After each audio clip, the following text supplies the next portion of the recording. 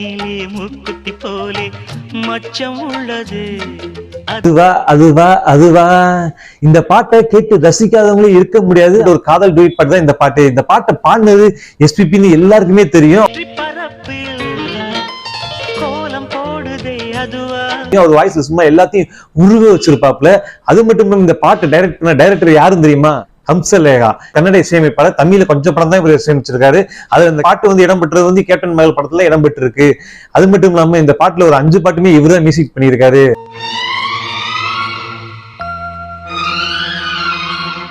இந்த படத்தை டைரக்ட் பண்ணது யாருன்னு பாத்தீங்கன்னா நம்ம பாரதி ராஜா தான். 1993 ஜனவரி 24 பொங்கல் அப்ப ரிலீஸ் ஆகுது கேப்டன் மகன் படம். இது பாரதி ராஜா டைரக்ட் பண்றாரு.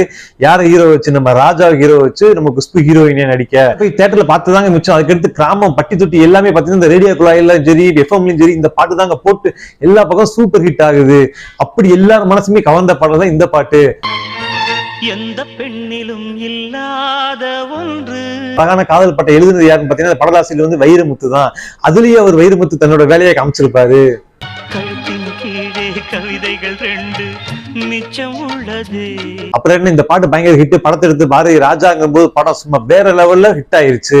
இப்ப வர்ற பாட்டுலாம் கேட்டீங்கன்னா ஒரு வாரம் இல்ல ஒரு மாசம் அதிகபட்சம் ஒரு 2 மாசம் அவ்வளவுதான் நம்ம மைண்டுக்குள்ள ஓடுது. அதுக்கப்புறம் காணாம போயிருது. ஆனா இந்த பாட்டு 20 வருஷம் தாண்டி நிலைச்சு நம்ம மனசுக்குள்ள ஓடிட்டு இருக்கு. அந்த மாதிரி ஒரு சில பாட்டுகள் தான் இடம்பெறும். அதுல இந்த பாட்டு இடம் பெற்றுச்சு.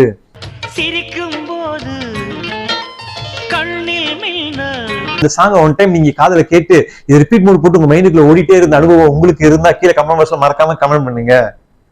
மறக்காம சர்ப்ரைஸ் பண்ணுங்க. Thank you.